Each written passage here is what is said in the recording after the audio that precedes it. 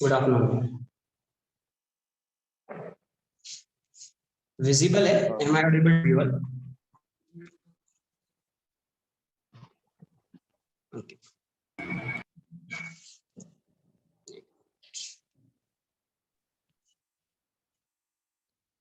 थोड़ी सी लाइट की प्रॉब्लम आज, देख लें। स्क्रीन शेयर नहीं किया है, स्क्रीन शेयर नहीं किया, मैं एक बार ट्राई कर रहा हूँ, है ना। कुछ दूसरा लगाया है। हाँ हाँ, आज डिफरेंट डिवाइस है। आज आज मैं अपने घर पे, हर दिन दूसरे के घर पे पढ़ाता था क्योंकि मेरा नेट नहीं आता था, तो मैंने आज कुछ और दूसरा लगाया है, तो एक बार उससे ट्राई कर, है ना। तो एक बार ट्राई करता हूँ कि कितना सक्सेसफुल है ये।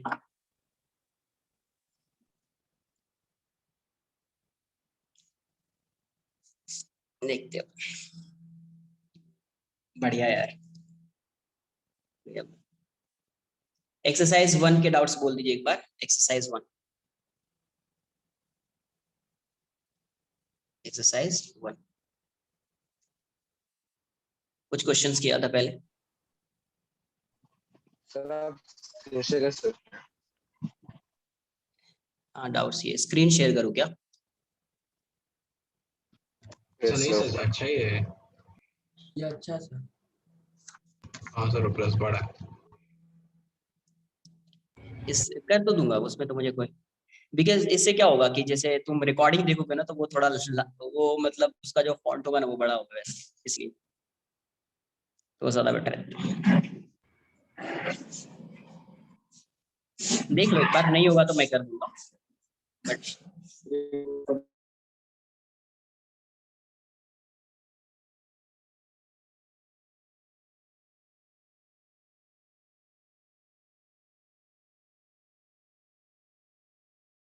सर आपकी स्क्रीन टिल्ट क्यों है? आपकी स्क्रीन सर आपकी स्क्रीन लैंडस्केप मोड में हो गई। सर आप म्यूट पे हैं। 1 मिनट रुको ना, 1 मिनट। पता है वो म्यूट पे हूँ। अभी अभी क्लियर है ना? थोड़ा सा यस सर। हाँ सर, अभी अच्छा है। 1 मिनट, एक सब हो जाएगा।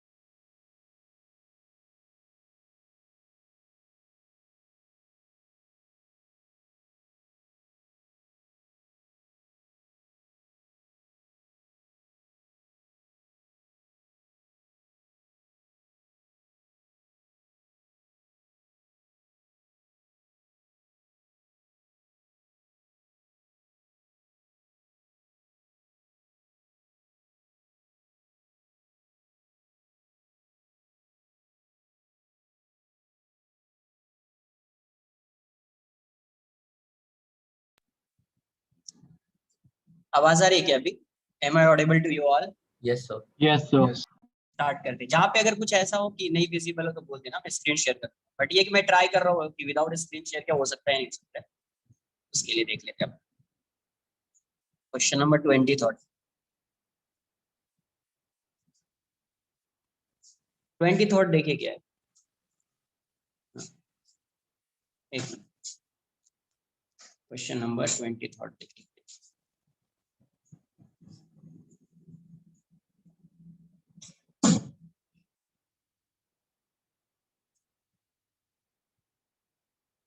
थोड़ा सा 1 मिनट और वेट किया था, थोड़ा सा वेट कर लेते, पीडीएफ देख लेते एक बार बस।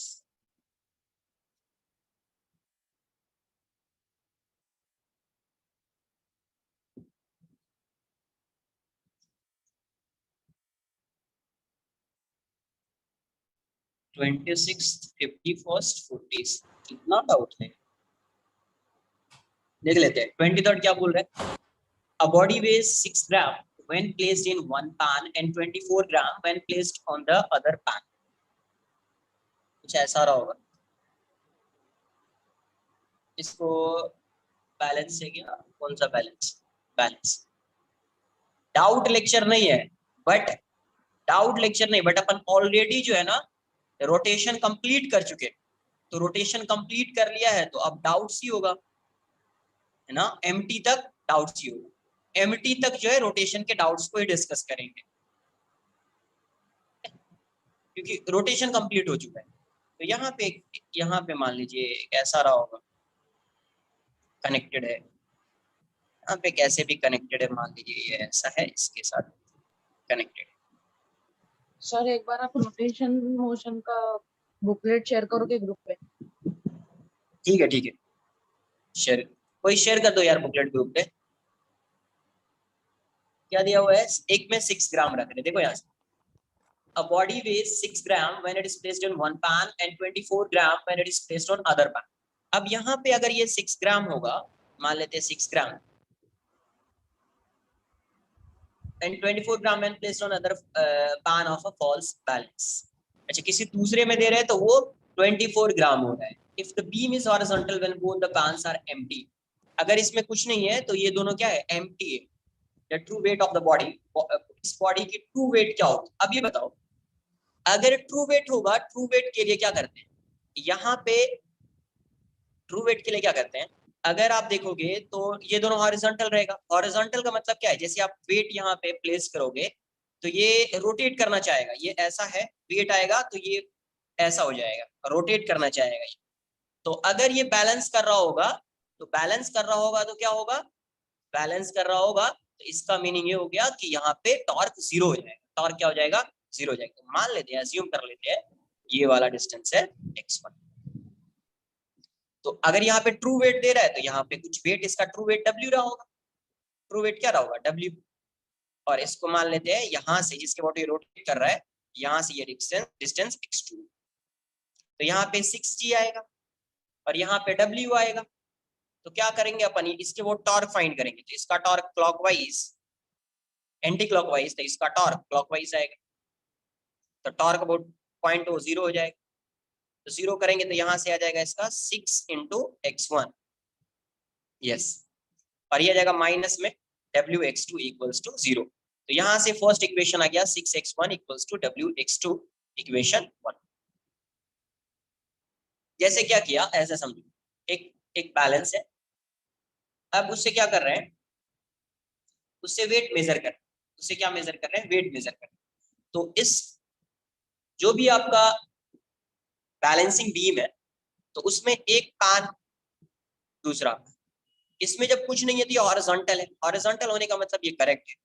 अब क्या हुआ, अगर वो एक पान में इसमें 6 ग्राम वेट डाल रहा है तो ये करेक्ट रीडिंग शो कर रहा है, मतलब करेक्ट रीडिंग ने, एक में डाल रहा है 6 ग्राम, तो यहाँ पे कुछ वेट होगा तो ये उसको बैलेंस कर रहा होगा, ये क्या कर रहा होगा, बैलेंस। लेकिन जब ये यहाँ पे इस वेट को जब ये यहाँ पे इसमें पुट करेगा, ये ओरिजिनल वेट है, जब इस वेट को ये इसमें पुट करेगा तो यहाँ पे जो होना चाहिए, जो रीडिंग शो कर रहा है, एक तरह से ऐसा समझो कि जो रीडिंग शो कर रहा है वो रीडिंग शो कर रहा है 24 ग्राम। मेरी बात आई समझ में कुछ? एक इसमें ओरिजिनल वेट है, जब इसमें डाल रहे हैं तो इसका रीडिंग बता रहा है 6 ग्राम, इसका रीडिंग क्या बता रहा है, 6 ग्राम। लेकिन जब वेट को इसमें डाल रहे हैं तो इस वेट का रीडिंग बता रहा है उसकी इसमें 24 ग्राम। तो अभी मान लेते हैं कि ये इसमें W है तो इसमें 6 ग्राम शो कर रहा है, ठीक है, इसमें W है, फर्स्ट पान ये है, सेकंड ये है, तो इस केस में ये 6 ग्राम शो कर रहा है। तो 6 ग्राम शो कर रहा होगा मतलब बैलेंस कर रहा होगा, तभी तो 6 ग्राम आ रहा होगा ना यार इसका वेट। नहीं बात आई समझ, एक बैलेंस है ऐसा, ऐसे समझो, क्लियर है अभी? तो एक में 6 ग्राम, इसमें W दिया, तो इस साइड कुछ वेट में डाल रहे हैं तो ये 6 ग्राम आया, तो 6 ग्राम इसको बैलेंस कर ले रहा है। फिर जब इस वेट को इसमें पुट करते हैं तो अभी 24 ग्राम। अभी दूसरे केस में क्या है, मान लीजिए ये यहाँ पे ऐसा है, तो इसमें वेट को डाल रहे हैं, तो इसमें जो है ये वेट को इस साइड 24 ग्राम बैलेंस कर रहा है, कितना, 24 ग्राम। ये वाला डिस्टेंस तो वही रहेगा x1, ये वाला डिस्टेंस x2। तो इसको कौन बैलेंस कर रहा है? 24 ग्राम। जब इस वेट को इस पैन में डाल रहे हैं तो 24 ग्राम इस साइड वेट डालेंगे तब ये बैलेंस होगा।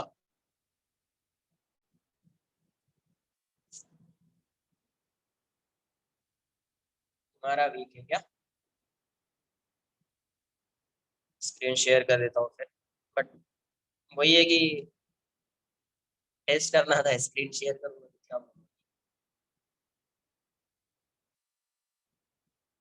हाँ वही नहीं है ज्यादा।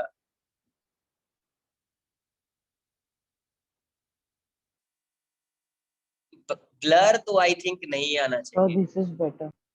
है ना? सर अच्छा है, वही ना, पता नहीं किसी का तो यही किसी अच्छा का है, ये देखो। किसी का प्रॉब्लम है, उसको भी देख लेते हैं। ये अच्छा दिखेगा ही, ऑब्वियस सी बात है, अच्छा ही दिखेगा।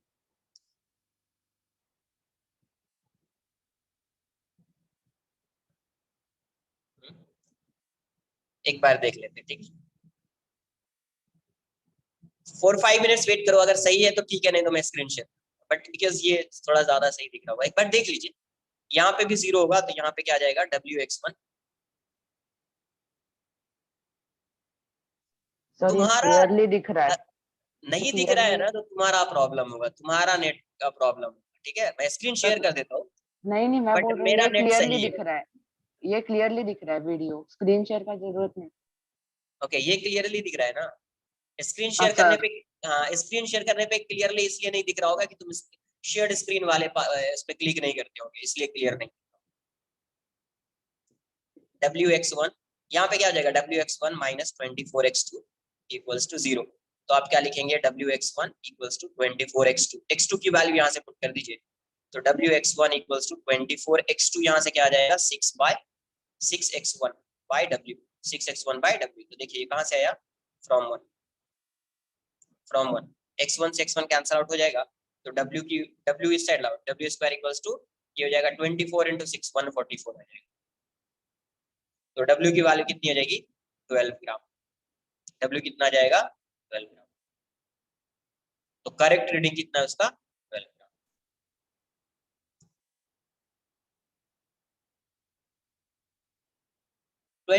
क्वेश्चन नंबर 26 डिस्कस किया हुआ है।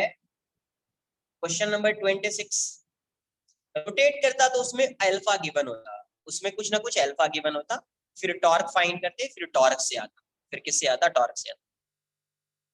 नहीं होगा ना? तुमको भी पता है, तुमको भी पता है कि यहाँ पे रोटेट कर सकता है या नहीं कर सकता? बताओ। सिर्फ ट्रांसलेशनल मोशन होगा क्या इसका? रोटेट कर सकता है ना? तो जहां पे रोटेट करेगा तो टॉर्क को देखना पड़ेगा ना। ये बताओ ना, ऐसा मान, इस बैलेंस को ऐसे समझ, ऐसा है, ये ऐसा है, ठीक है? अब यहाँ पे कुछ वेट है, यहाँ पे कुछ वेट है, अब ये आगे मूव नहीं करेगा ना, ये आगे मूव नहीं करेगा, ये रोटेट करेगा, तो इसका मोशन होगा तो रोटेशनल मोशन, इसीलिए टॉर्क को 0 करेगा, इसलिए टॉर्क 0। ठीक है? क्वेश्चन नंबर 26 डिस्कस किया हुआ है मैंने, शायद 26 बता देता हूँ, बट एक बार डिस्कस किया है। 26 क्वेश्चन क्या बोल रहा है? Two uniform rod of equal length but different masses are recently joined to form a L-shaped body, which is then pivoted as shown. If in equilibrium, the body is in the shown configuration, ratio m/mv.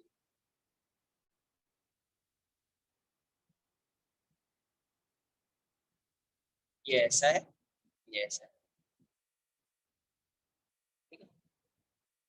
ये ऐसा है और ये ऐसा है। तो अभी देखो यहाँ पे ये वाला एंगल गिवन है, ये 30 डिग्री, ये 60 डिग्री होगा। अब इसके अबाउट टॉर्क फाइंड कर रहे हैं, ओके बोल, तो इसका mg ऐसा आएगा, ये mg आएगा, इसका mg ऐसा आएगा, दोनों का लेंथ क्या है? L है, L है। अब यहाँ से टॉर्क फाइंड करेंगे, थोड़ा सा शिफ्ट कर लीजिए इसको, ये वाला डिस्टेंस L/2 है, तो ये डिस्टेंस कितना आएगा? ये 30 डिग्री है, तो ये भी 30 हो जाएगा, है ना? ये 60 डिग्री है, तो ये भी 60 हो जाएगा, तो ये वाला डिस्टेंस आएगा L/2 sin 30, और ये वाला डिस्टेंस आएगा L/2 sin 60। तो जितना इसका टॉर्क आएगा उतना ही इसका टॉर्क आएगा, तो टॉर्क अबाउट वो 0 हो जाएगा। तो L/2 sin 30 into mg minus L/2 sin 60 into mg equals to 0। L/2 से L/2 जाएगा, ये हो जाएगा mg/2, ये हो जाएगा √3 mg/2 इक्वल्स टू 0। 2 से 2 जाएगा, g से g कैंसल आउट हो जाएगा, तो m की वैल्यू कितनी हो जाएगी, √3m। m की वैल्यू कितनी हो जाएगी, √3m। m/m का रेशियो आ जाएगा √3। ठीक है, तो ये है क्वेश्चन नंबर 26।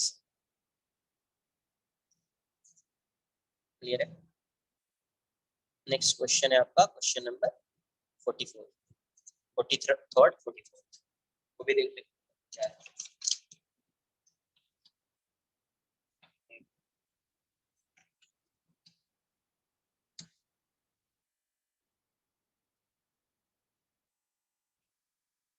ये थॉट देख लेते हैं क्या दिया।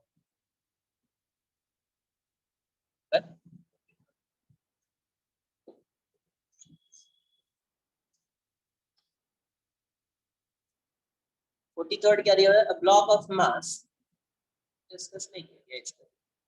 A block of mass m attached to pulley, rest of mass m, radius r, by means of a slack string as shown. The pulley is hinged about its center on a horizontal table and the block is projected with an initial velocity of 5 meter per second. Horizontal table पे है, ऐसा है, ये ऐसा था, यहाँ पे एक ब्लॉक है, यहाँ पे क्या है, ब्लॉक, ये हिंज्ड है, ये इसके अबाउट हिंज्ड। हिंज्ड का मतलब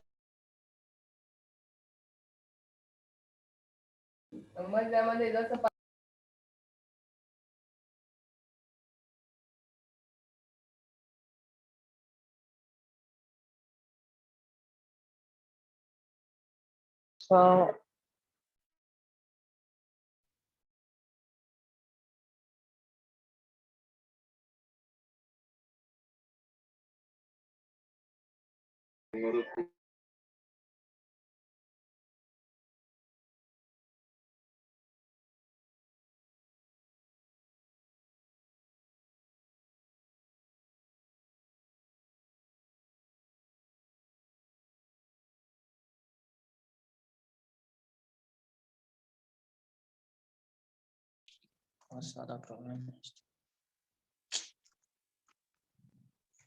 एक मिनट रुको, ट्राई करता हूँ। फ्लैश लाइट ऑन करके कुछ होगा क्या।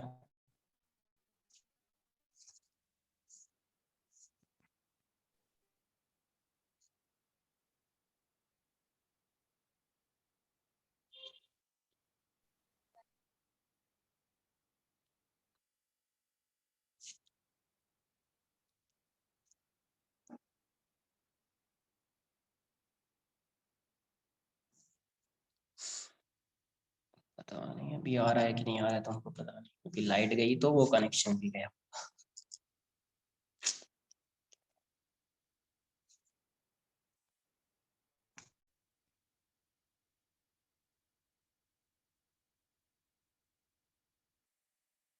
म्यूट कर दिया एक मिनट।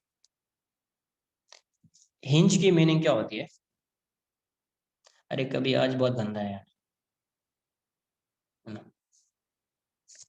देखो हिंज की क्या मीनिंग होगी, हिंज का मतलब है ये इसके अबाउट रोटेट करेगा, ये पॉइंट मूव नहीं करेगा, ये पॉइंट मूव नहीं करेगा, तो इसके अबाउट ये क्या करेगा, रोटेट करेगा। हिंज की मीनिंग ये होगी, ठीक है। अभी यहाँ पे क्या था, block is a block of mass m is attached to a pulley disc of equal mass, इसका मास m है, इसका भी मास m है और रेडियस r है। By means of a slack string as shown, the pulley is hinged about its center on a horizontal table and the block is projected with an initial velocity of 5 meter per second. इसकी initial velocity है 5 meter per second। अब क्या बोल रहा है, its velocity when the string becomes taut will be, इसकी velocity क्या होगी जब स्ट्रिंग टॉट हो जाएगा।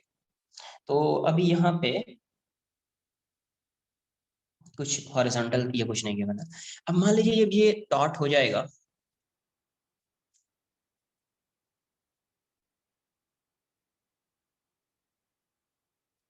तो अगर ये v वेलोसिटी से जा रहा है, लैग कर रहे हैं क्या, कर सकता है क्योंकि अभी तो फोन वाला नेट चलेगा, फोन का तो स्लो नेट है।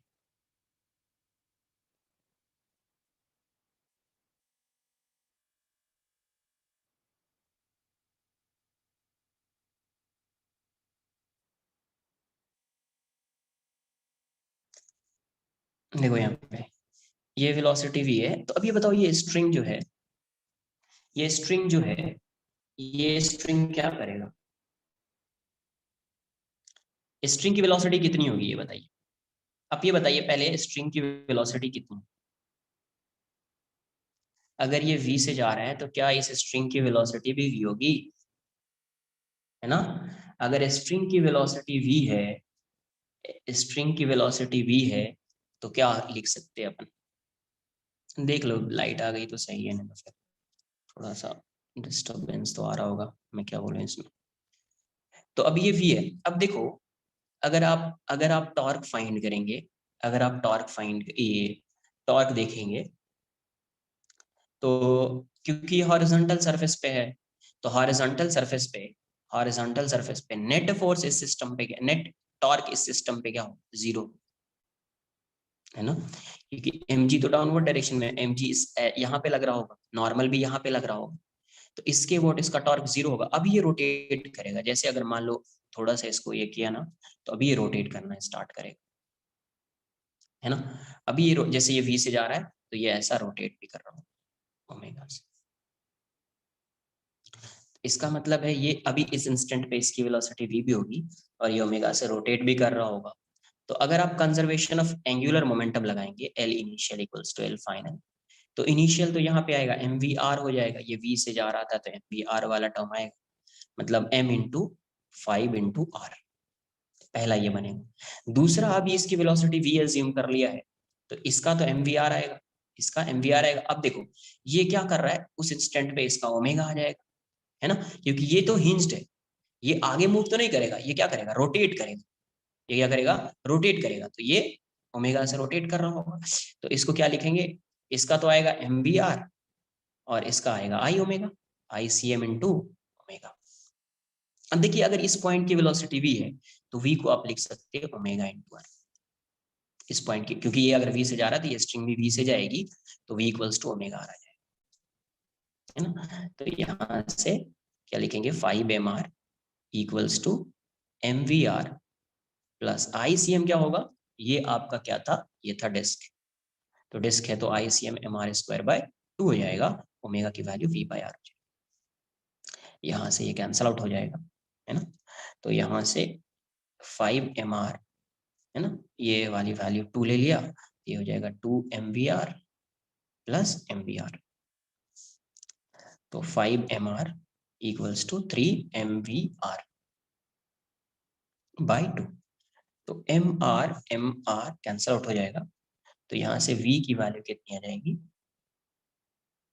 v आ जाएगा 10/3 मीटर पर सेकेंड, v की वैल्यू कितनी हो जाएगी, तो 10/3 मीटर पर सेकेंड। ये बात आई समझ में,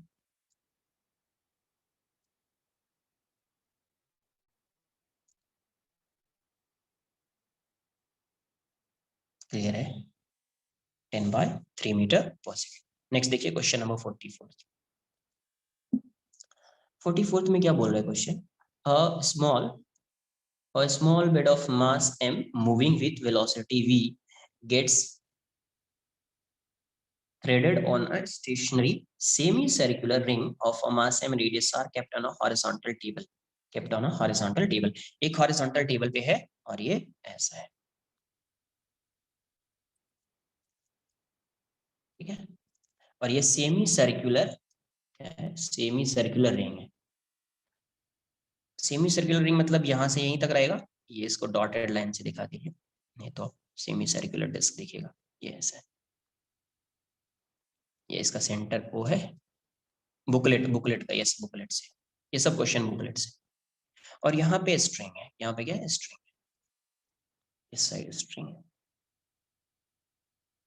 अब क्या बोल रहा है, the ring can freely rotate about its centre, the bead comes to rest relative to the ring. What will be the final angular velocity of the system?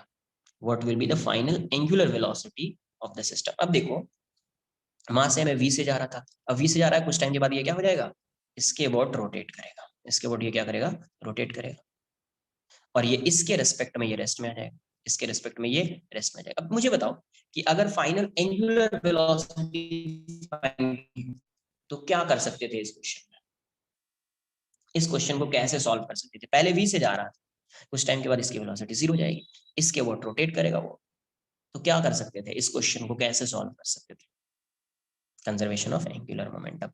तो L initial equals to L final लिख दिया, L initial equals to L final. तो initial momentum जो है, इसका जो initial momentum है वो होगा एम्पियर। फाइनली ये सिर्फ क्या करेगा, रोटेट कर रहा होगा, फाइनली ये क्या करेगा, रोटेट कर रहा होगा, है ना। तो ये पहले ऐसे जा रहा था, ये पहले ऐसे जा रहा था, तो कहीं यहाँ पे आया होगा, कहीं यहाँ पे आया होगा, इसी पे आया होगा।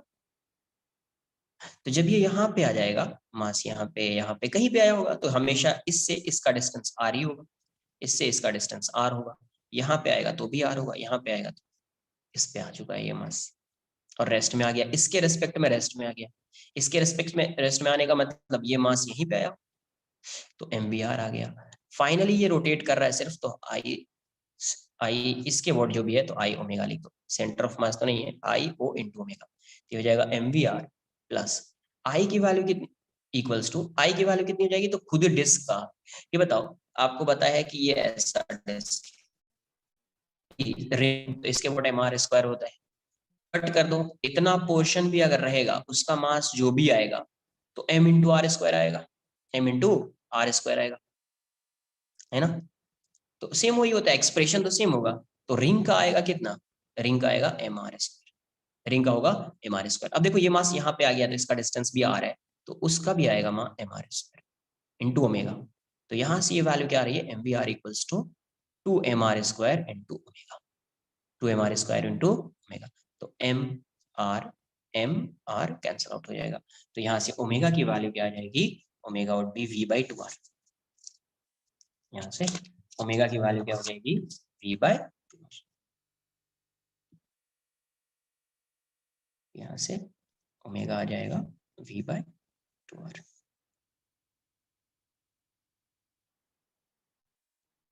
ठीक है, तो ये था आपका क्वेश्चन नंबर 44। नेक्स्ट कौन सा क्वेश्चन है, नेक्स्ट है 47th 49th।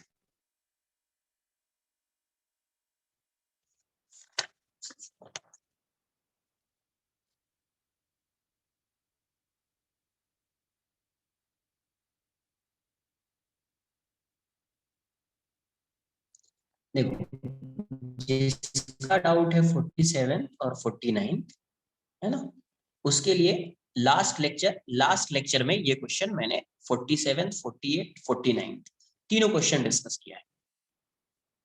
जिसका डाउट है 47, 49 ठीक है, और 48 भी, ये तीनों क्वेश्चन लास्ट लेक्चर में मैंने डिस्कस किया हुआ है, लास्ट लेक्चर में इसको डिस्कस किया है मैंने। ठीक है, तो 47, 48 और 49 तो नहीं बता रहा, लास्ट लेक्चर का नोट्स देख लीजिए, लास्ट वही था।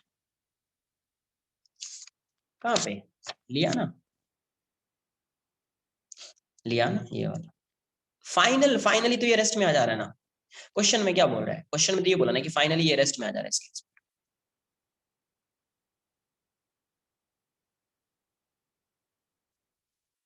यहाँ पे इसकी वेलोसिटी है ना, यहाँ पे फाइनली इसकी वेलोसिटी है ना, इसीलिए एमवीआर का भी टर्म आएगा, और ये ओमेगा से रोटेट कर रहा होगा वो भी आएगा, ये तो आगे भी जाता रहेगा, ये अभी टॉट हो गया है तो वी से, तो वी वेलोसिटी उस इंस्टेंट पे रहेगी इसकी, और ये ओमेगा से रोटेट कर रहा है। बट इस केस में क्या हो, ये रेस्ट में आ चुका है ना, जब ये यहाँ पे रेस्ट में आ चुका है कहीं पे, जब रेस्ट में आया है तो इसकी वेलोसिटी तो नहीं होगी, इसके रेस्पेक्ट में इसकी वेलोसिटी तो नहीं, तो ये अगर रोटेट कर रहा है तो ये भी क्या लग रहा होगा इसको, ये भी रोटेट कर रहा है, यहीं पे बैठ जाओगे तो लगेगा ये भी रोटेट कर रहा है। तो इसीलिए सिर्फ आई ओमेगा का यहाँ पे एक्सप्रेशन में आई ओमेगा आएगा एम्बियर। नेक्स्ट क्वेश्चन देख लेते हैं। 47 एंड 49 नहीं डिस्कस कर रहा है, एक बार लास्ट लेक्चर का नोट्स देखिए, लास्ट क्वेश्चन मैंने वही कराया है। नेक्स्ट है 54, 51, 54, 53, 56, 51, 53, 54, 56, 57, 51 क्या दिया हुआ है?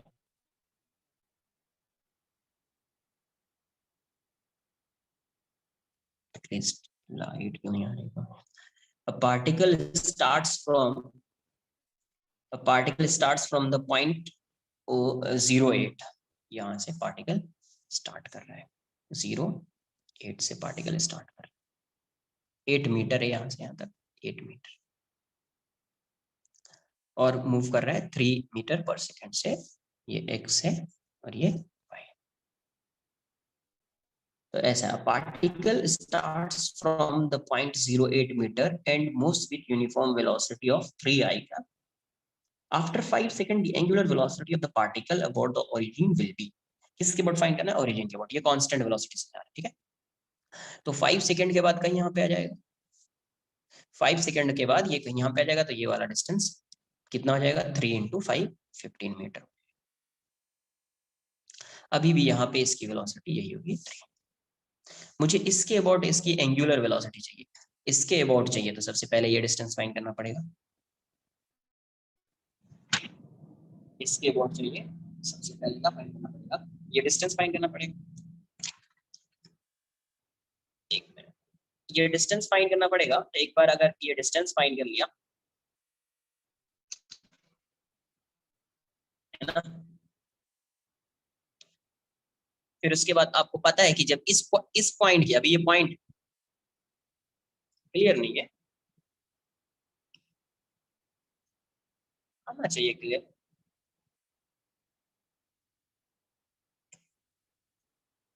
एक मिनट रुको, एक मिनट चेंज करता हूँ मैं दूसरा, अभी लाइट आया ना तो मैं चेंज करता हूँ फिर से, आई थिंक क्लियर हो जाए।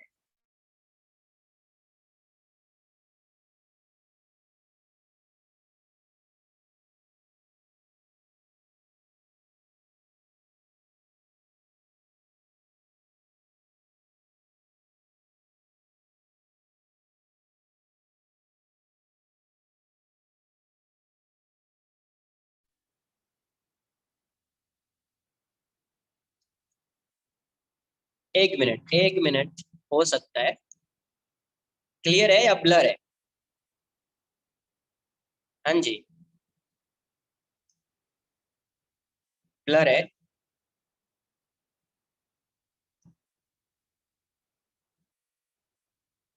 यार अभी क्लियर है? चलो ठीक है, स्टार्टिंग में एक दिन थोड़ा भी टफ जाएगा देख लेते हैं, नेक्स्ट लेक्चर से आई थिंक तुम्हारा क्लियर हो जाएगा। अभी फर्स्ट टाइम यहाँ पे मैं लेक्चर लेना स्टार्ट किया है मैंने, आज ही लगाया वो। देखो यहाँ से ये 15 है और ये, तो ये 15 मीटर है, ठीक है, और ये 8 मीटर है। तो आपको पता है कि अगर 2 पॉइंट है, एक पॉइंट की कुछ वेलोसिटी है, दूसरे पॉइंट की भी कोई वेलोसिटी हो सकती है, बट अगर नहीं है तो ये रेस्ट में है, नहीं है तो रेस्ट में है। अब अगर मुझे ये फाइंड करना हो, ये 15 है ये 8 है, तो ये वाला डिस्टेंस फाइंड कर लीजिए पहले। आर की वैल्यू कितनी हो जाएगी? √15² प्लस 8², 15² प्लस 8², तो ये 17 हो जाए, ठीक है, 17 मीटर। अब आपको देखिए, अब मुझे ये बताइए कि जैसे ये पॉइंट होता था, ये पॉइंट है, तो ये पॉइंट की वेलोसिटी किसी भी डायरेक्शन में होती थी, ये पॉइंट की कोई वेलोसिटी होती थी, तो रिलेटिव वेलोसिटी फाइंड करते थे किस डायरेक्शन में? Perpendicular to this line. इस डायरेक्शन में क्या फाइंड करते थे? रिलेटिव वेलोसिटी, इस लाइन के परपेंडिकुलर, इस लाइन के परपेंडिकुलर। इसकी तो कोई वेलोसिटी है नहीं, तो इसी की वेलोसिटी आएगी इस लाइन के परपेंडिकुलर, है ना, इसी की वेलोसिटी आएगी, इसको मैं थीटा मान लेता हूं। तो मैं अलग से अभी ड्रॉ कर देता हूँ समझने के लिए। ये पॉइंट तो है, ये पॉइंट ए मान लेते हैं, इसकी वेलोसिटी इस डायरेक्शन में 3 है, ये 17 मीटर है, यही r है। तो अभी एंगुलर वेलोसिटी चाहिए तो मुझे परपेंडिकुलर वेलोसिटी फाइंड करनी पड़ेगी। ये थीटा है, ये थीटा हो जाएगा, तो ये हो जाएगा 3 cos थीटा, और इसके परपेंडिकुलर वाली वेलोसिटी क्या हो जाएगी 3 sin थीटा। तो याद है omega O A with respect to O, तो क्या होता था v परपेंडिकुलर अपॉन या v VAO perpendicular upon r, याद है? तो परपेंडिकुलर यही है 3 sin थीटा, और r की वैल्यू कितनी है, तो r है 17।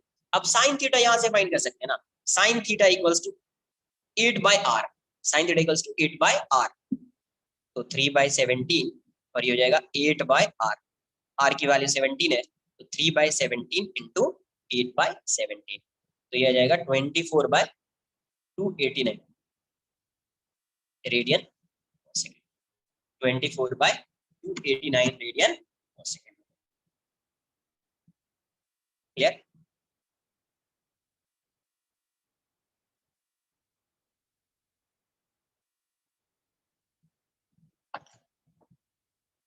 ये था क्वेश्चन नंबर 54। नेक्स्ट है 53rd।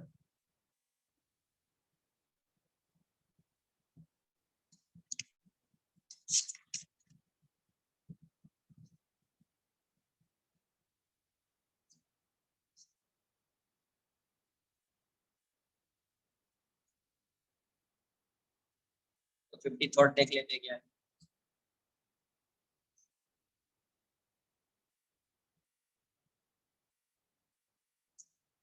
क्वेश्चन बोल रहा है there is a rod of length L, the velocities of its two ends are v1 and v2 in opposite direction normal to the rod। देखो ये एक रॉड है, अब इसकी वेलोसिटी एक इस डायरेक्शन में है और एक इस डायरेक्शन में है, ये v1 है, ये v2 है। क्या फाइंड करना है? Distance of instantaneous axis of rotation from v1, मतलब इस पॉइंट से, बेसिकली इस पॉइंट से, इस एंड से, इसकी वेलोसिटी v1 है, इस and instantaneous axis of rotation का क्या फाइंड करना पड़ेगा? डिस्टेंस। तो इंस्टेंटेनियस एक्सिस ऑफ रोटेशन कैसे फाइंड करेंगे? देखो ये वेलोसिटी है इसकी, तो इसके परपेंडिकुलर ये लाइन हो जाएगा, इस पे भी परपेंडिकुलर ये लाइन। तो बेसिकली ये रॉड है, ऐसे वेलोसिटी, ऐसे एंटी पैरेलल वेलोसिटी से, कैसी वेलोसिटी? Anti parallel. तो एंटी पैरेलल में दोनों के पहले टेल को ज्वाइन कर दिया और दोनों के हेड को, तो इन दोनों का जो पॉइंट ऑफ इंटरसेक्शन होता है यही होता है ICR। तो यहाँ पे जो एक्सिस ऑफ रोटेशन होगा ये परपेंडिकुलर, इसी के परपेंडिकुलर होगा, तो बेसिकली आपको ये डिस्टेंस फाइंड करना है, इसको मैं x मान लेता हूँ, तो ये डिस्टेंस क्या हो जाएगा? L minus x।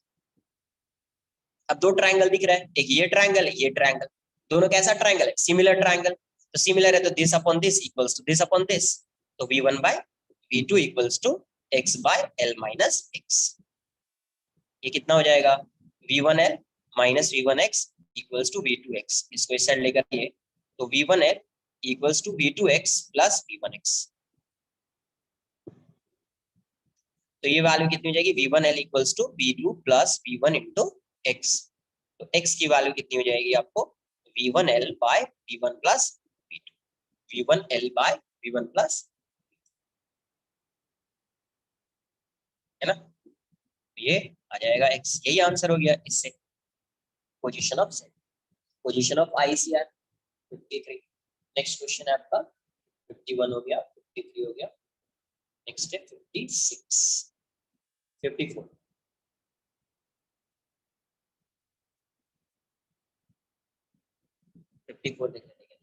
A disk of radius r is rolling purely on a flat horizontal surface with a constant angular velocity.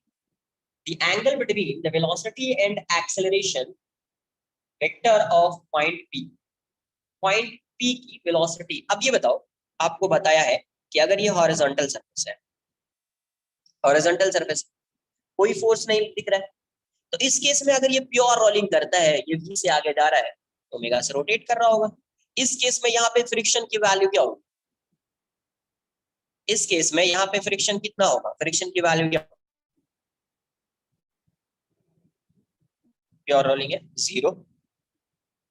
क्या होगी? जीरो होगी ना।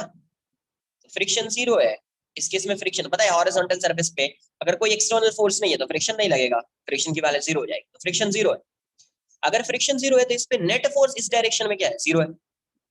नेट फोर्स इस डायरेक्शन में क्या है, 0 है। इसका मतलब ये हुआ कि ट्रांसलेशनल मोशन की वजह से इसकी कोई वेलोसिटी इसका कोई एक्सेलरेशन नहीं होगा, है ना। ट्रांसलेशनल मोशन की वजह से इसका कोई एक्सेलरेशन नहीं होगा। एक्सेलरेशन किसकी वजह से आएगा, तो एक्सेलरेशन सिर्फ रोटेशन की वजह से आएगा। और फोर्स 0 है, ये F 0 है, तो इसी का टॉर्क भी आता था, तो टॉर्क भी 0 है। यहाँ टॉर्क 0 है तो अल्फा भी 0 है, क्योंकि इसी का टॉर्क आता था about centre of mass. Centre of mass के अबाउट इसी फोर्स का टॉर्क आता था, बट फोर्स 0 है तो टॉर्क भी यहाँ पे 0 हो जाएगा। टॉर्क 0 तो अल्फा 0, मतलब यहाँ पे जो इसका एक्सेलरेशन आएगा, एक तो कोई लीनियर एक्सेलरेशन नहीं आएगा ड्यू टू ट्रांसलेशनल मोशन। सिर्फ कौन सा एक्सेलरेशन आएगा, तो सिर्फ रोटेशनल आएगा। और रोटेशनल में भी सिर्फ कौन सा आएगा, ओमेगा की वजह से आएगा, मतलब सेंट्रीपिटल आएगा, मतलब सेंट्रीपिटल आएगा। तो यहाँ P पॉइंट है, सेंट्रीपिटल एक्सेलरेशन सेंटर के टुवर्ड्स होगा, ओमेगा स्क्वायर आर। अभी इसकी वेलोसिटी जो होगी, ये V से जा रहा है तो इसकी लीनियर वेलोसिटी इस डायरेक्शन में, है ना। और इसकी एक और वेलोसिटी होगी ये इस साइड, प्योर रोटेशनल मोशन है तो ओमेगा आर। ओमेगा आर की वैल्यू V है, ओमेगा आर की वैल्यू V है। तो अब देख लीजिए यहाँ से इस पॉइंट पे एक वेलोसिटी इस डायरेक्शन में है, एक वेलोसिटी इस डायरेक्शन में है। इस P पॉइंट पे एक्सेलरेशन इस डायरेक्शन में, ओमेगा स्क्वायर आर। अब ये बताइए ये जो वेलोसिटी है, ये वेलोसिटी, इन दोनों का रिजल्टेंट कैसा हो, रिजल्टेंट यहाँ पे आएगा, यही है ना वेलोसिटी ऑफ P, होगा नहीं होगा, इन दोनों का रिजल्टेंट होगा ना P पार्टिकल। तो ये V है, ये V है, मतलब ये एंगल कितना 45 डिग्री, ये V है, ये V है, मतलब ये एंगल 45 डिग्री। तो पार्टिकल इस डायरेक्शन में जा रहा है, नेट वेलोसिटी पार्टिकल की इस इंस्टेंट पे इस डायरेक्शन में है, और एक्सेलरेशन इस डायरेक्शन में है, मतलब angle between A and VP is 45 degree. कितना होएगा, तो 45 डिग्री।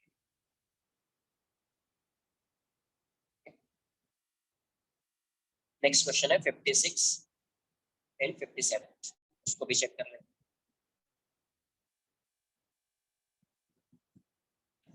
तो थोड़ा सा टाइम दोगे ना, आराम से क्वेश्चन को सॉल्व करोगे तो हो जाना चाहिए।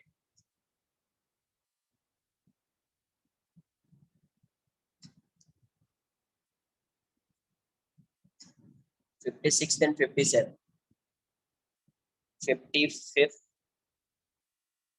टू 56 एक ही क्वेश्चन है, उसी में से दो question. Uniform disc of mass and radius R is projected horizontally. क्या नहीं समझा लास्ट में, इस पॉइंट की जो वेलोसिटी होगी एक ट्रांसलेशनल मोशन की वजह से इस डायरेक्शन में होगी, इस पॉइंट की जो वेलोसिटी होगी एक ट्रांसलेशनल मोशन की वजह से इस डायरेक्शन में, दूसरा रोटेशनल मोशन की वजह से इस डायरेक्शन में। तो नेट वेलोसिटी पार्टिकल का क्या होगा, नेट वेलोसिटी तो इस डायरेक्शन में आएगा ना पार्टिकल का। तो नेट वेलोसिटी अगर इस डायरेक्शन में है ना, अगर इसकी नेट वेलोसिटी इस डायरेक्शन में है, तो नेट वेलोसिटी अगर इस डायरेक्शन में है और इसका एक्सेलरेशन तो सिर्फ इसी डायरेक्शन में रहेगा। क्यों रहेगा, क्योंकि सिर्फ ओमेगा है, ना तो इसका ACM है ना तो अल्फा है, तो सिर्फ इसकी एक ही एक्सेलरेशन होगा, कौन सा, सेंट्रीपिटल। तो इसकी नेट वेलोसिटी इस डायरेक्शन में है, सेंट्रीपिटल एक्सेलरेशन इस डायरेक्शन में, तो क्या हो जाएगा, ये V है, ये V है, तो इन दोनों के बीच का एंगल, ये वाला एंगल 45, ये और ये 45 हो जाएगा, ये 45 हो जाएगा। नेक्स्ट क्वेश्चन नंबर 55, 56 में a uniform disk of mass and radius r is projected horizontally with velocity v naught on much horizontal floor, rough horizontal floor, much क्या, so that it purely slides at time t equals to 0, at t equals to v naught, it requires, yes, rough horizontal surface, ऐसा। तो initially इसको V not से सिर्फ project किया, कोई omega नहीं, कुछ ओमेगा गिवन, है ना, कोई ओमेगा गिवन नहीं है, ये V नॉट से प्रोजेक्ट किया। टी इक्वल्स टू 0 पे। मान लेते टी इक्वल्स टू टी पे ये प्योर रोलिंग स्टार्ट कर रहा है, मतलब वी रहा होगा और ओमेगा से रोटेट कर रहा होगा, तो यहाँ पे v equals to omega R हो जाएगा, क्योंकि ये प्योर रोलिंग आना चाहिए ये क्वेश्चन आपसे, प्योर रोलिंग। तो अब ये बताओ, इस पॉइंट की वेलोसिटी यहाँ पे इस डायरेक्शन में होगा, तो फ्रिक्शन इस साइड लग रहा होगा, फ्रिक्शन इस साइड लग रहा होगा।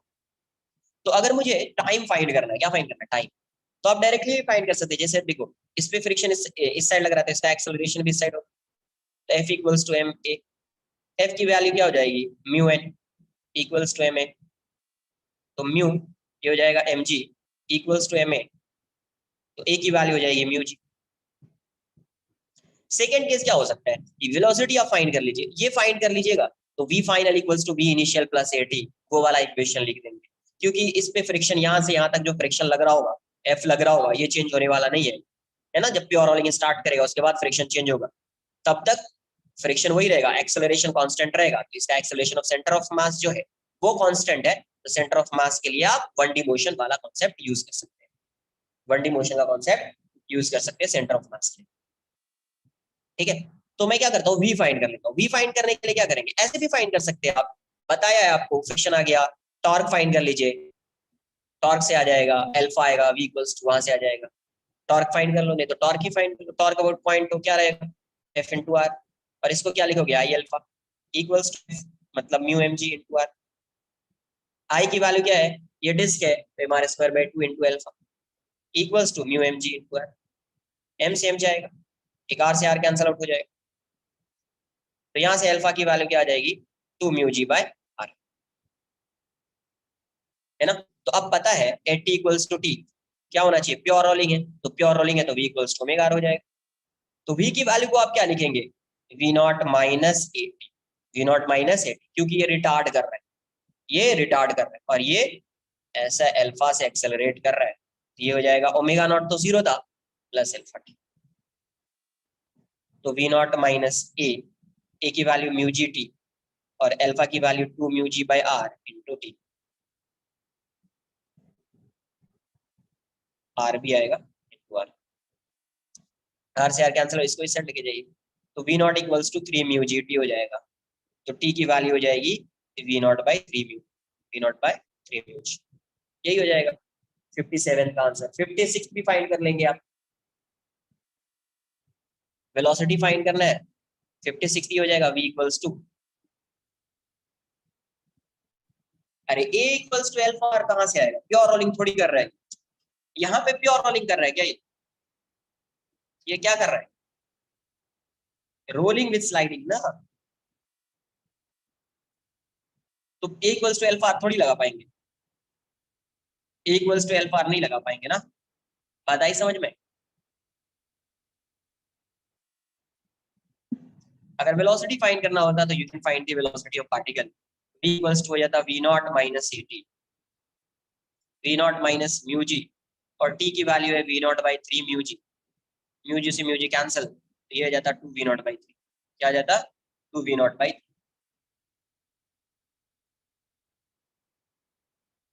है ना, ये वाली वैल्यू हो जाती है 2 v not bye 3,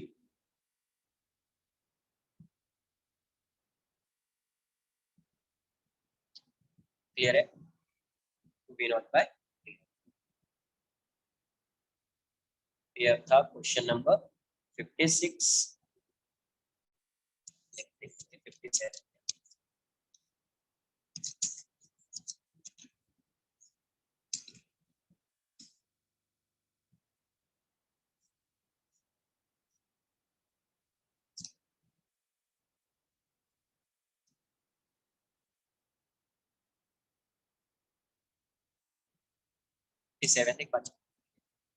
A ring of radius r rolls without sliding with a constant velocity. The radius of curvature of a path followed by the particle of the ring at the highest point of its path will be,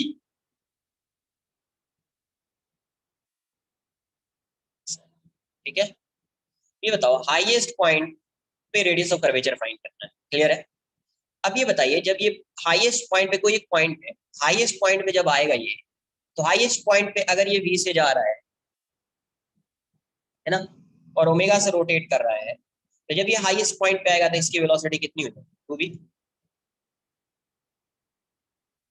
अरे highest point वाले particle की velocity कितनी होगी? 2v होगी,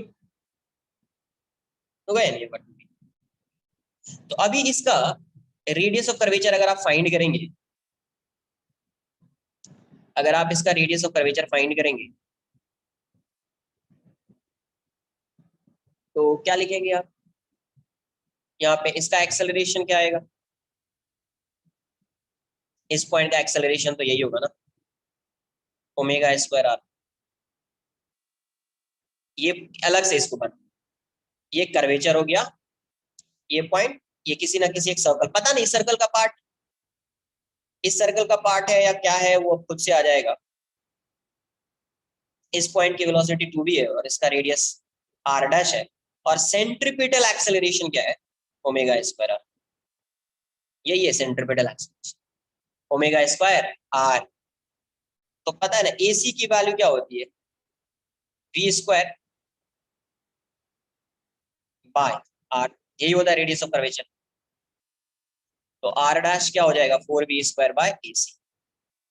तो ये जाएगा 4, और v को क्या लिख सकते हैं आप? Omega square R, omega square R square.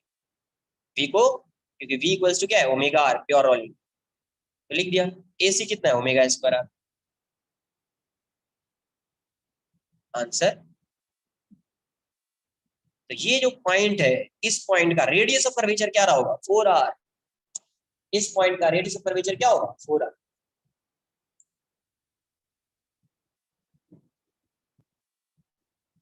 ठीक है,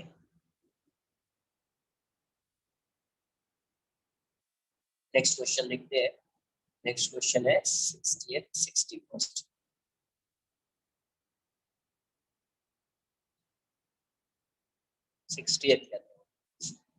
A plank with a uniform sphere placed on it rests on a horizontal plane।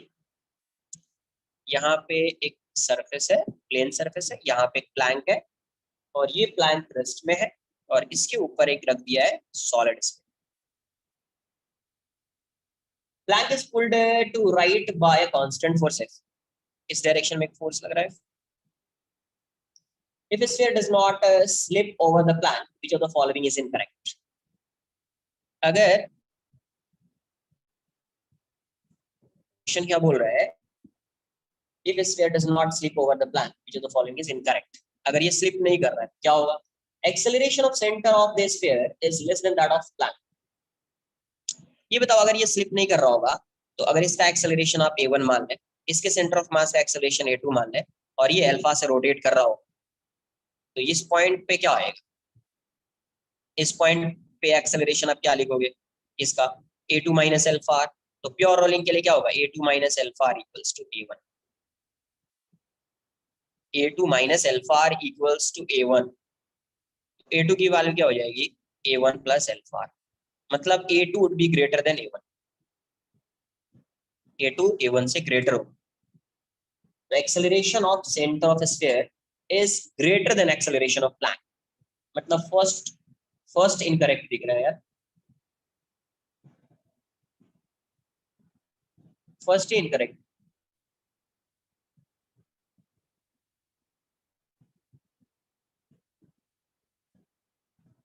Second देख लो, work done by friction acting on the sphere is equal to its total kinetic energy. अब ये बताओ, यहाँ पे ये है, इस पे एक ही फोर्स लग रहा है, फ्रिक्शन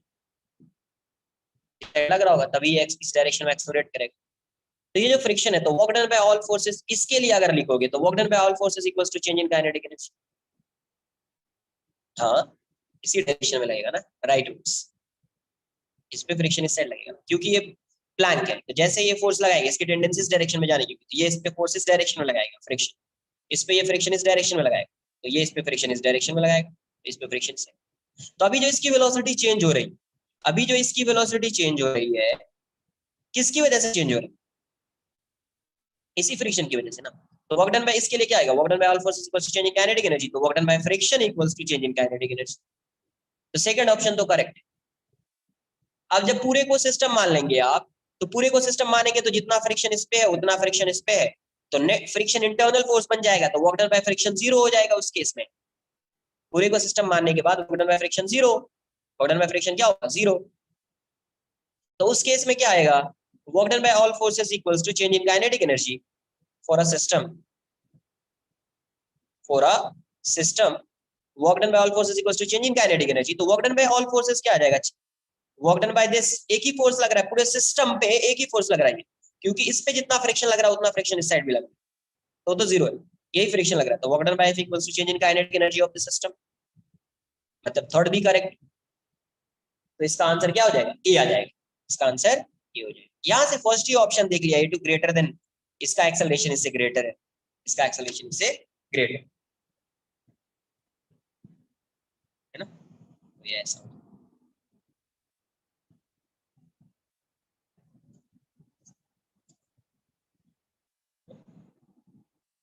डी दिया हुआ है, नहीं मुझे तो नहीं लग रहा है, यही होना चाहिए। एक बार एक और फिर से रीड कर लेते हैं। Acceleration of centre of sphere, centre का मतलब centre of mass he, acceleration of centre of sphere is less then that of the plank.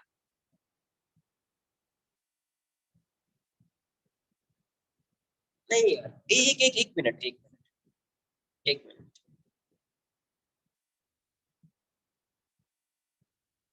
हाँ correct correct correct correct, yes yes yes yes yes yes, यहाँ पे wrong कर दिया, सही सही। देखो यार, ये ऐसा है, इस पे फ्रिक्शन इस साइड लग रहा है ना, तो ये रोटेट ऐसा करेगा, ऐसा रोटेट करेगा, तो ऐसा रोटेट करेगा, और ये जा भी रहा है इसी डायरेक्शन में, रोटेट भी कर रहा है इसी डायरेक्शन में, तो इस पॉइंट का एक्सेलरेशन क्या होगा, A2 plus alpha, A2 plus, तो माइनस आ जाएगा। सही है सही है सही है, डी आंसर हो। तो ये A2 जो होगा इसको A1 बोल दीजिए, hence A1 is greater then A1 is greater then, मतलब ये भी करेक्ट आंसर डी होगा। मैंने यहाँ पे रॉन्ग ले लिया अल्फा, क्योंकि फ्रिक्शन इस साइड लग रहा है, फ्रिक्शन इस साइड लगेगा, तो ये अल्फा भी इसी डायरेक्शन, अल्फा भी एंटी क्लॉकवाइज होगा, ठीक है, ये आर ऐसा होगा, तो टॉर्क इस डायरेक्शन में लग रहा है, अल्फा भी इसी डायरेक्शन में, तो इस पॉइंट का एक्सेलरेशन जो आएगा ये तो आएगा ही, और ये एंटी क्लॉकवाइज डायरेक्शन में रोटेट कर रहा है, तो अल्फा आर भी इसी डायरेक्शन में आएगा, तो A plus alpha R equals to, A plus alpha R की वैल्यू क्या हो जाएगी, क्लियर है।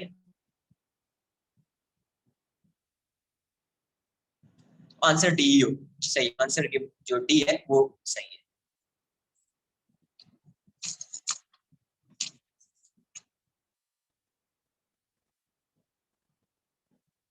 Next page number 7, next question है क्वेश्चन नंबर 61।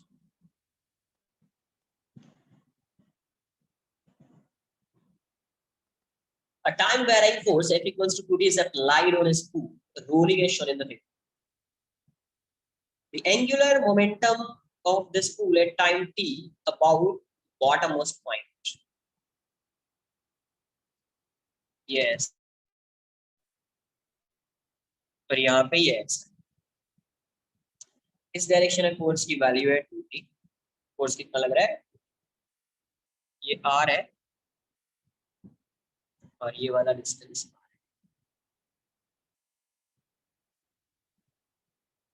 ये ऐसा।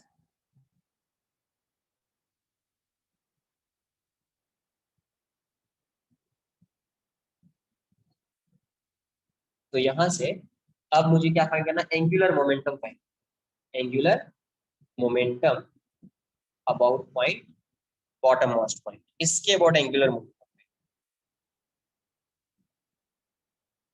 तो एंगुलर मोमेंटम के लिए क्या करेंगे, यहाँ पे फोर्स लग रहा है,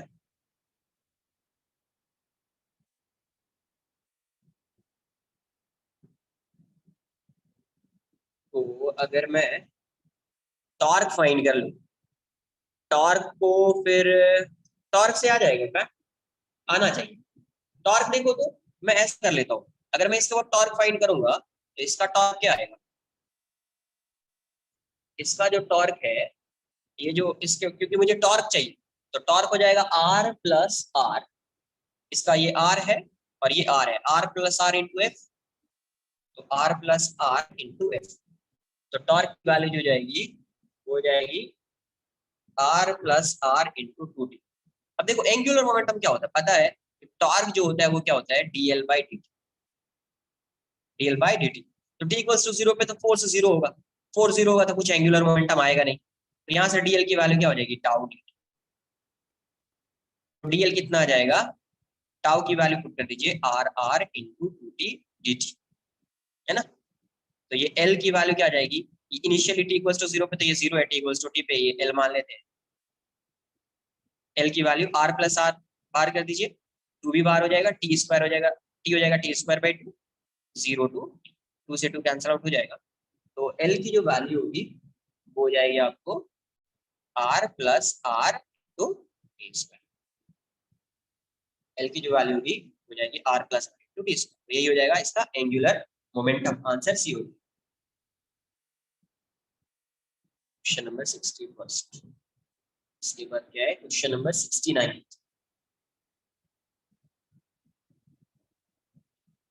69 चेक कर लेते हैं। 69 क्या है, यूनिफॉर्म वो गिवन होगा, वो क्वेश्चन में गिवन होगा, उसका टेंशन नहीं लेना है। वो क्या होगा, क्वेश्चन में गिवन होता है कि स्टेप का मोमेंट ऑफ इनर्शिया क्या होगा। अगर नहीं है, अगर गिवन नहीं है तो एक बार देख लीजिए कैसा दिया हुआ है, गिवन नहीं है तो आपको समझना पड़ेगा कि कैसा है। ये अगर ऐसा है, मान लीजिए ये इस टाइप का, ठीक है, तो अब क्या है, ये भी क्या है, डिस्क डिस्क डिस्क, ये सब डिस्क रहा होगा ना, डिस्क से मिलके बना होगा, ये सिलेंडर टाइप का दिख रहा है और ये भी डिस्क है। अब अगर टोटल का मास गिवन है m, टोटल का मास गिवन है m, तो इसके अबाउट यही एक्सिस होता है, इसी के अबाउट रोटेट कर रहा होगा ये, तो इसके अबाउट इसका मोमेंट ऑफ इनर्शिया क्या लिखेंगे, इसका रेडियस r है, इसका रेडियस स्मॉल r है, तो डायरेक्ट लिख देना है आपको mr स्क्वायर। टोटल का मास अगर m गिवन है तो डायरेक्ट लिख देना, क्योंकि देखो इसको क्या करो, कंप्रेस करो तो ये पूरे डिस्क के अंदर आ जाएगा, तो एक डिस्क दिखेगा बस, तो क्या हो जाएगा mr square by,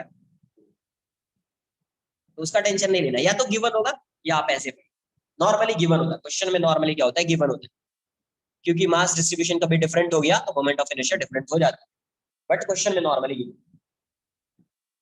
question number 69 क्या है, a uniform circular disc placed on a rough horizontal surface has initial velocity v naught and an angular velocity omega naught as shown in figure। ये v naught है और ये ऐसा omega से rotate कर रहा है। अब क्या बोल रहे हैं, the disc comes to rest after moving some distance in the direction of motion, then omega naught v naught by r omega naught is, उस टाइम के बाद ये रेस्ट में आ जाएगा, आना तो चाहिए,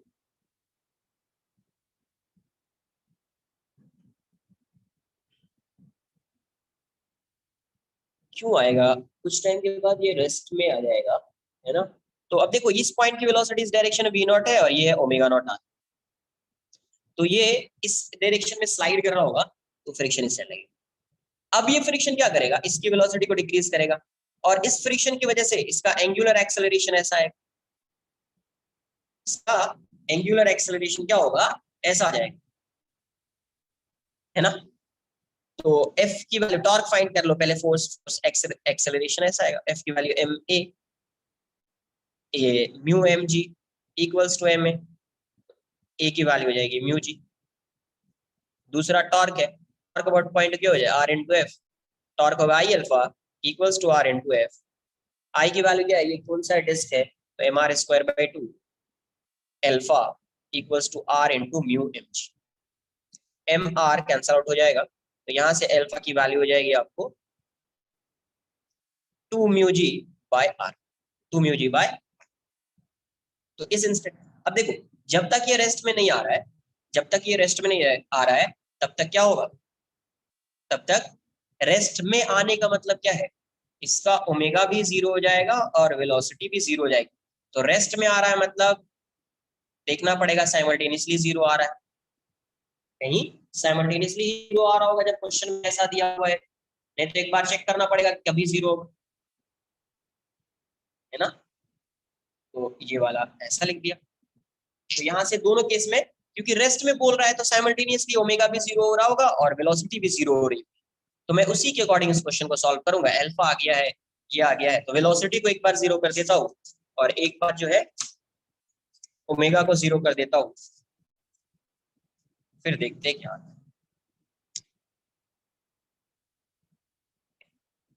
तो मान लेते हैं t equals to T, v की वैल्यू 0 हो गई, तो इनिशियल वेलोसिटी v फाइनल 0 हो गया, ये होगा v initial plus at equals to 0। Initial velocity v है ना, इनिशियल वेलोसिटी जो है वो v नॉट, नहीं v नॉट, और ये रिटार्ड कर रहा है तो माइनस हो जाएगा at इक्वल्स टू 0। तो v नॉट इक्वल्स टू क्या आएगा, mu gt, equation 1। And omega भी 0 हो जाएगा, ओमेगा फाइनल 0 हो गया, तो ये हो जाएगा omega initial plus alpha t। तो ये हो जाएगा ओमेगा नॉट, ये हो जाएगा माइनस आ जाएगा, ये 2 mu g by r into t। तो यहाँ से क्या आ गया, omega not equals to 2 mu G T by R. R को इस साइड लाइए, omega not R equals to 2 mu G T. अब इक्वेशन 1 से म्यू जी टी की वैल्यू पुट कर दीजिए, तो omega not R equals to 2 V not, कहाँ से आया, फ्रॉम 1, फ्रॉम 1। तो यहाँ से 1/2 इक्वल्स टू क्या आ जाएगा, V not by omega not into R. ये आंसर, यही आंसर हो जाएगा, V not by omega not into R is. ये है आपका क्वेश्चन नंबर 69। नेक्स्ट है question number 70।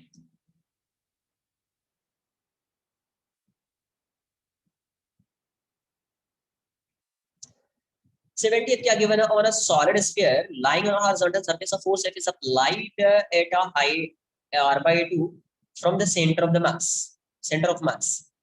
The initial acceleration of a point at the top of this sphere is, initial acceleration, यहाँ पे फोर्स लग रहा है एक F, ठीक है, ये वाली वैल्यू है r/2। तो आपको पहले एक बार चेक करना पड़ेगा डायरेक्शन ऑफ फ्रिक्शन, ठीक है, फ्रिक्शन कहाँ पे है क्या है, उसके बाद ही कुछ कर सकते हैं अपन। तो अगर वो वाला, अगर आप कुछ कंडीशन बताया था h² h is less than k² by r, ये वाला कुछ बताया था, अगर भूल चुके हो उसको तो फिर से स्टार्ट कर लेते हैं कि विदाउट फ्रिक्शन के इसका एक्सेलरेशन, विदाउट फ्रिक्शन, तो a की वैल्यू क्या हो जाएगी, F/m। एंड अगर इसके वो टॉर्क फाइंड करेंगे तो टॉर्क वो पॉइंट क्या हो जाएगा r, या इसको h मान लेते थे, h, तो h इंटू एफ आ जाता था। टॉर्क क्या होता था, I alpha equals to h into F. I की वैल्यू क्या हो जाएगी, m², alpha equals to h f। तो यहाँ से अल्फा की वैल्यू क्या हो जाएगी, hf/m², hf/m²। अब क्वेश्चन में क्या बोला है, there is no slipping, slipping नहीं होता है। अगर स्लिपिंग नहीं हो रहा है तो इक्वल्स टू अल्फा हो जाएगा। अच्छा स्लिपिंग नहीं है तो क्यों करना है, क्वेश्चन में बोला हुआ है, गिवन है, स्लिपिंग नहीं है, तो स्लिपिंग नहीं है तो फिर नहीं करेंगे। स्लिपिंग नहीं है तो फ्रिक्शन की वैल्यू क्या होगी, तब इतना नहीं करना है, तब इतना करेंगे नहीं। स्लिपिंग नहीं है, नो स्लिपिंग, स्लिपिंग होता तब करने का था, भूल गए अगर आप इसके एक्सप्रेशन को क्या बताया था। नो स्लिपिंग है तो फ्रिक्शन की वैल्यू इस केस में डायरेक्ट 0 बोल दिया था, 0, फ्रिक्शन की वैल्यू क्या होगी, 0, नो स्लिपिंग। तो फ्रिक्शन 0 लग रहा है तो acceleration of centre of mass क्या आ जाएगा, ACM क्या हो जाएगा, F/m। And torque about point हो क्या हो जाएगा, पॉइंट हो के अबाउट जो इसका टॉर्क आएगा होगा r/2 इंटू एफ। और ये क्या, ये सॉलिड स्फीयर, तो I alpha equals to r/2 into F, ये हो जाएगा 2/5 mr² into alpha equals to r/2 into F. एक बार कैंसल आउट हो जाएगा, है ना। तो यहाँ से अल्फा की वैल्यू क्या आ जाएगी, अल्फा एक बार चेक कर लेते हैं। यहाँ से जो अल्फा आएगा तो क्या था, 2/5, फिर से लिख दीजिए mr² into alpha equals to r/2 into F. r से एक r कैंसल जाएगा, अल्फा की वैल्यू हो जाएगी आपको 5f/4 mr, और अल्फा क्या होगा, ACM/r। प्योर रोलिंग है, प्योर रोलिंग है तो ACM/r, 5f/4 mr since a equals to alpha. ACM कितना है, F/m, F/mr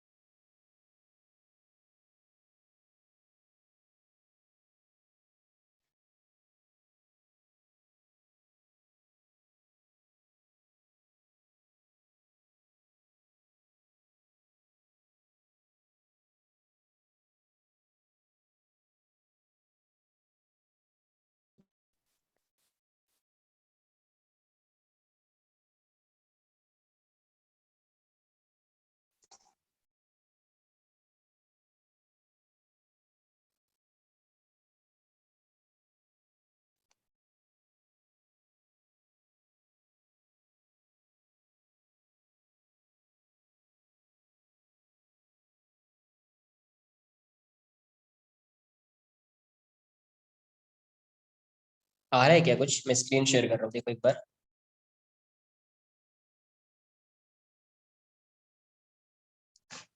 स्क्रीन शेयर कर रहा हूँ, कुछ तो आ रहा है क्या? पता नहीं शायद।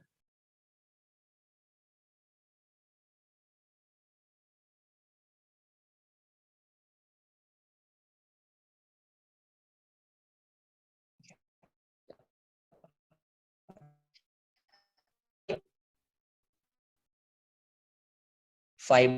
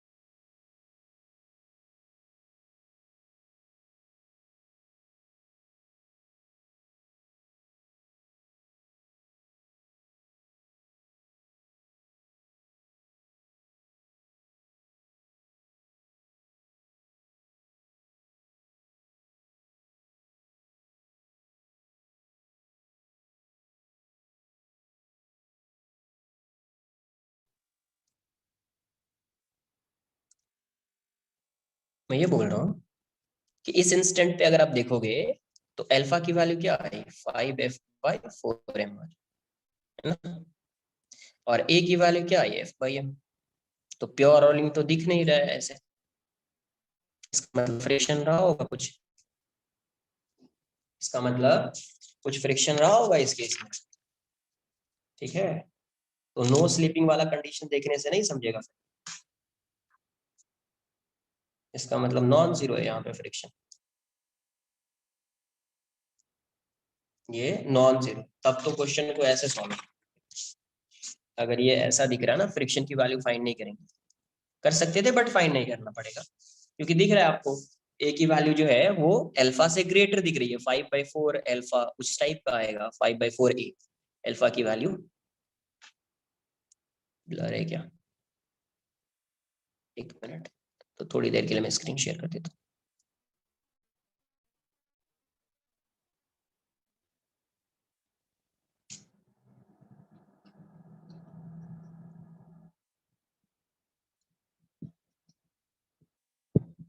एक मिनट।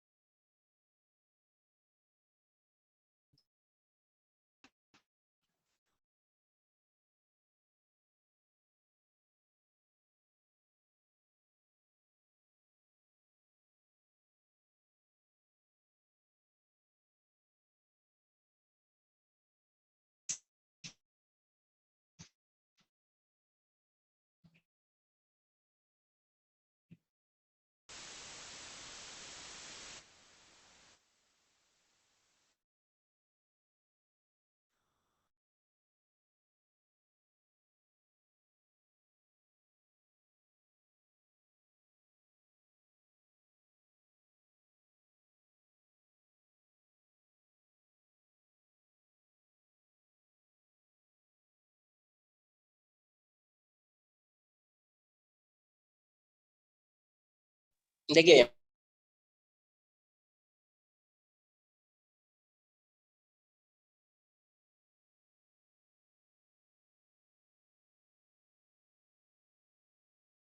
कोई एक डायरेक्शन में होगा, ठीक है।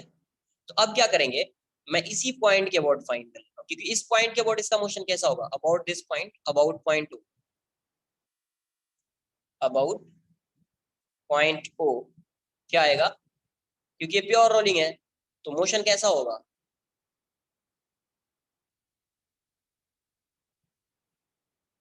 Pure rotational. इसके अबाउट कैसा मोशन होगा, प्योर रोटेशनल मोशन। तब एक्सेलरेशन ना तो एक्सेलरेशन फाइंड करना पड़ेगा ना कुछ फाइंड करना पड़ेगा, इसके अबाउट कैसा मोशन होगा, प्योर रोटेशनल मोशन हो जाएगा, उसको मैं कंसिडर कर लेता हूँ, क्योंकि वरना वरना आपको फ्रिक्शन फाइंड करना पड़ेगा, वरना आपको क्या फाइंड करना पड़ेगा, फ्रिक्शन की वैल्यू फाइंड करनी पड़ेगी। तो ये ऐसा है। तो अब इस केस में अगर मैं इस पॉइंट के अबाउट फाइंड करूं, about point, point of contact, तो यहाँ पे फोर्स लग रहा है, यहाँ पे एफ, शिफ्ट कर दीजिए, शिफ्ट करेंगे तो यहाँ पे आ जाएगा, ये वाला डिस्टेंस हो जाएगा 3r/2, r+r/2, 3r/2। तो टॉर्क अबाउट पॉइंट पी क्या हो जाएगा, इसी के अबाउट आई फाइंड करना पड़ेगा, आई पी इंटू एल्फा। तो टॉर्क हो जाएगा आपका 3r/2 into F equals to I, I इस पॉइंट के अबाउट कितना होगा, तो 2/5 mr² प्लस mr² एल्फा। आई बात समझ में, ये क्यों किया, वरना आपको फ्रिक्शन की वैल्यू फाइंड करनी पड़ेगी, फिर आपको उसके अकॉर्डिंग अल्फा फाइंड करना पड़ेगा, तो फिर आएगा इक्वल्स टू एल्फा, ठीक है। और उस केस में ए की वैल्यू भी ये नहीं होगी, f/m नहीं होगी, फिर f+f/m या f-f/m, तो वैसा हो। तो उससे ज्यादा बेटर क्या है कि अबाउट पॉइंट हो, इस पॉइंट के अबाउट कैसा मोशन है, प्योर रोटेशनल मोशन। तो प्योर रोटेशनल मोशन है तो इसी के अबाउट टॉर्क फाइंड कर लेते हैं, इसी के अबाउट अल्फा फाइंड कर लेते हैं। तो ये अगर अल्फा है तो ये कैसा रोटेशनल मोशन कर रहा होगा, तो इसका डायरेक्ट एक्सेलरेशन लिख लेंगे अल्फा, और ये वाला डिस्टेंस 2r है, तो टॉप पॉइंट का एक्सेलरेशन अल्फा इंटू 2r हो जाएगा, तो डायरेक्ट आ जाएगा आंसर आना। तो 3rf/2, और ये वाली वैल्यू हो जाएगी 5 + 2 7/5 mr² इंटू अल्फा, तो एक r तो कैंसिल आउट हो जाएगा, तो अल्फा की वैल्यू यहाँ से क्या आ रही है, 15f/14 mr। तो यहाँ से एक्सेलरेशन ऑफ पॉइंट ए मान लो इसको, hence acceleration of point A जो हो जाएगा अल्फा इंटू 2r। तो 15f/14 mr इंटू 2r, तो ये वाली वैल्यू हो जाएगी आपको 15f/7m, 15f/7, ये आंसर होगा। ये बात आई समझ में क्या, वो कैसे क्लिक हुआ, क्योंकि a = अल्फा r नहीं दिख रहा था, a = अल्फा r नहीं दिख रहा, मतलब फ्रिक्शन जीरो नहीं रहेगा, फ्रिक्शन की कुछ वैल्यू रही होगी। आपको पता है जब फोर्स लगता है तो उसके इसमें फ्रिक्शन कुछ लग सकता है, उस केस में फ्रिक्शन कुछ लग सकता है, तो मैंने अज्यूम कर लिया था जीरो है, बट ये फाइंड करने के बाद दिख रहा है कि ये जीरो नहीं है, ये जीरो नहीं है, इसको मत करना, जब डायरेक्ट ये तो डायरेक्ट आ जाएगा ये आंसर। नेक्स्ट क्वेश्चन जो है 70, नेक्स्ट है 75 एंड 70, बस दो क्वेश्चन, दो ही क्वेश्चन, 75 एंड 70, दो क्वेश्चन, एक बार देख लेते हैं। ज्यादा टाइम लगेगा तो मैं खुद नहीं सॉल्व, ज्यादा टाइम लगेगा तो मैं छोड़, 75 ये तो आना चाहिए ना, 75 आएगा, 75 देख लीजिए क्या है, ज्यादा टाइम नहीं लगेगा। A cylinder is placed on a rough plank, which is in turn is placed on a horizontal surface. एक horizontal surface है, इस पे एक प्लैंक है, और इस प्लैंक पे क्या कर दिया, कांस्टेंट फोर्स लगा दिया। तो the friction force can be given by which of the following diagrams। अब ये बताओ, ये ऐसा है, अब मुझे ये बताइए इस केस में फ्रिक्शन की वैल्यू किस डायरेक्शन में होगी, आप खुद से बताइए, मुझे नहीं बोलना, आप खुद से बताइए इस केस में फ्रिक्शन कैसा लगेगा, इस पे फ्रिक्शन कैसा लगेगा, राइट ना, ये इस साइड जा रहा है तो ये इस पे फ्रिक्शन इस साइड लगाएगा, ये फोर्स ऐसा लग रहा है तो इस पे फ्रिक्शन इस साइड लगेगा, उस वाले पे फ्रिक्शन इससे लगेगा। हो गया आंसर।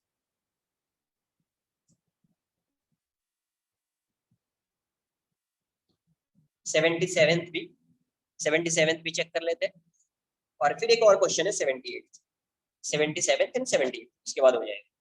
77th क्या दिया हुआ है? Spool is pulled vertically bye constant force F। ये ऐसा है, ये ऐसा है, यहाँ पे फोर्स F।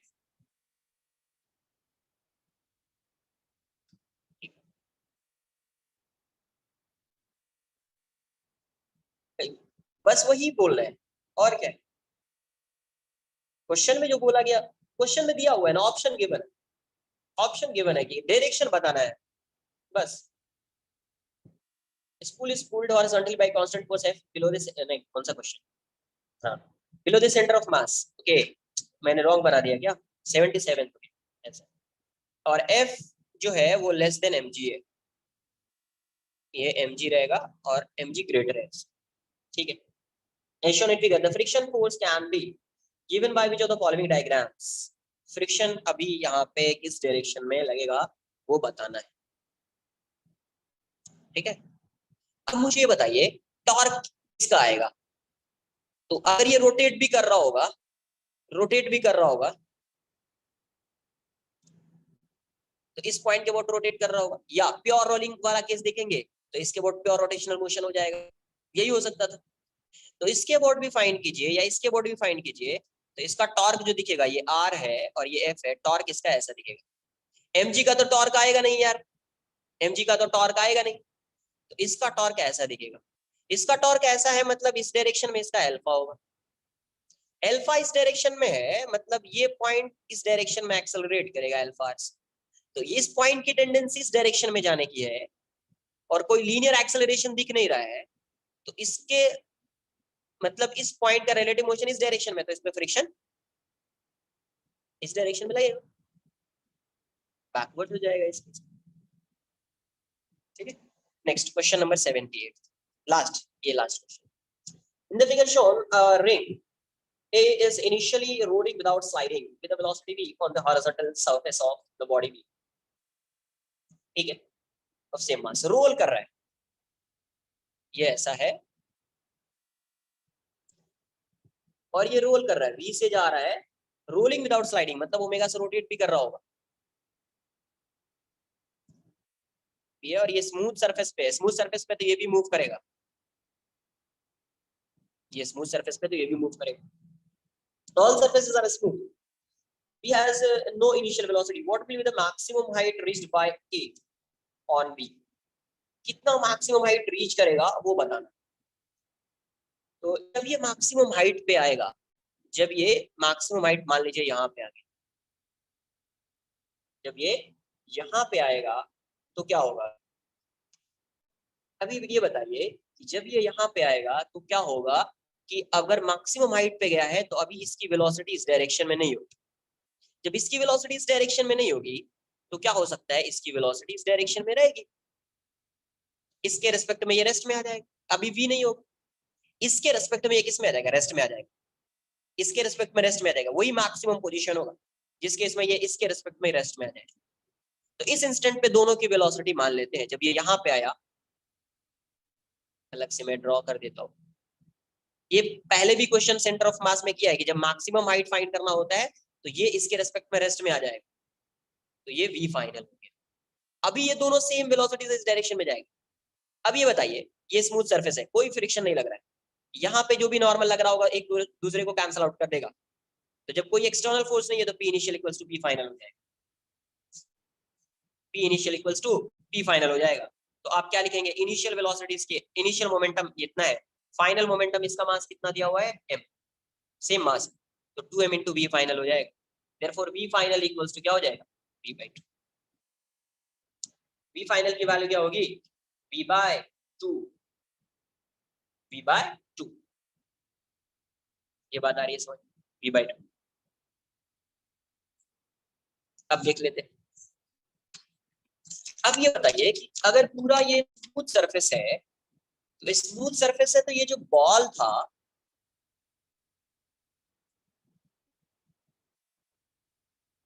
तो ये बॉल जो है, ऑल सरफेसेस आर स्मूथ, तो ये बताओ इसके ओमेगा, इसका जो ओमेगा आ रहा है, इसके ओमेगा को कोई चेंज कर पाएगा क्या यहाँ से यहाँ? इसके ओमेगा को यहाँ पे आएगा तो ओमेगा 0 हो जाएगा क्या, ये बताओ पहले। ओमेगा को कौन चेंज करता? टॉर्क। बट इसका mg भी हमेशा सेंटर पे ही लगेगा ना, नॉर्मल भी ऐसा पास होगा, सेंटर से पास होगा, कोई दूसरा फोर्स है ही नहीं। तो इसके अबाउट इसका टॉर्क क्या आ रहा है? 0। तो जब इस पॉइंट के वो टॉर्क 0 आ रहा है तो इसके सेंटर ऑफ मास का कोई अल्फा नहीं आएगा। जब अल्फा नहीं होगा तो ओमेगा चेंज नहीं होगा। यहाँ पे भी इसका ओमेगा ही रहेगा, यहाँ पे भी इसका ओमेगा ही रहेगा। अब क्या करेंगे? स्मूथ सरफेस है तो कंजर्वेशन ऑफ एनर्जी लगा सकते हैं। स्मूथ सरफेस है तो कंजर्वेशन ऑफ एनर्जी लगेगा। Total initial energy equals to total final energy. तो इनिशियल एनर्जी कितनी है? हाफ। इसी की एनर्जी लिखो mv² plus half ICM into omega square. Final कितना होगा? Half m plus m into V final square plus half ICM into omega square. ICM into omega square. तो ये वाला टर्म तो कैंसिल आउट हो जाएगा, ये तो सेम रहेगा, ये तो कैंसिल आउट हो जाएगा। प्लस 1 मिनट एक और आएगा, ये h हाइट पे है तो mgh वाला टर्म है mgh। इसकी पोटेंशियल एनर्जी चेंज नहीं होगी, इसकी तो चेंज हो जाएगी। h हाइट पे है तो mgh वाला टर्म है, क्या आएगा? mgh। तो यहां से क्या लिखोगे? Half mv² equals to 2m/2, ये हो जाएगा v²/4 प्लस mgh। तो इसको इस साइड लाइए, mv²/2 minus v²/4 equals to mgh। तो यहाँ से mv आएगा ना, mv²/4, तो यहाँ से आ जाएगा mv²/4 इक्वल्स टू mgh। तो m से m कैंसिल आउट हो जाएगा, तो h की वैल्यू कितनी हो जाएगी? v²/4। h की वैल्यू कितनी हो जाएगी? v²/4। ये समझ में आया क्या? इसका ओमेगा चेंज क्यों नहीं होगा? ओमेगा कांस्टेंट क्यों है? Because there is no external torque, कोई एक्सटर्नल टॉर्क नहीं है। सिंस टॉर्क जो है वो 0 है, टॉर्क 0 है तो ओमेगा चेंज नहीं होगा, ओमेगा यहाँ पे रहेगा। इनिशियल h हाइट पे गया तो पोटेंशियल एनर्जी mgh, इसकी तो पोटेंशियल एनर्जी चेंज नहीं हो रही है, इसलिए इसको नहीं लिख रहे हैं, कंसीडर नहीं कर रहे। तो आंसर v²/4। क्लियर है? आज के लिए इतना ही। नेक्स्ट लेक्चर में कोई एक्सरसाइज 2 डिस्कस करेंगे एंड एक्सरसाइज 3। ठीक है, चलो बाय बाय, ज्यादा ही टाइम। टेक केयर यार।